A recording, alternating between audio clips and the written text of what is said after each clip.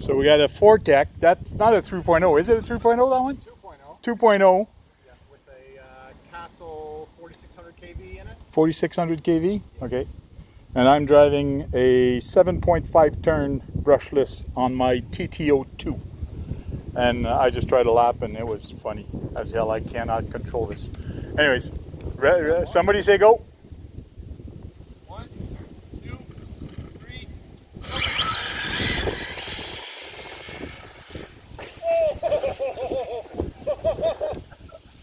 Okay, he's still on the wheels. Whoa, caught some wind. Whoa!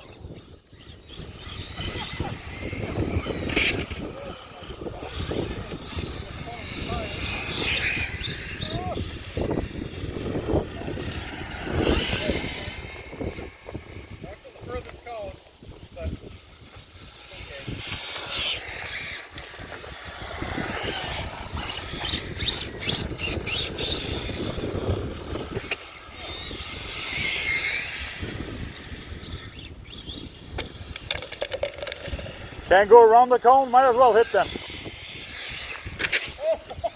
Whoa, okay.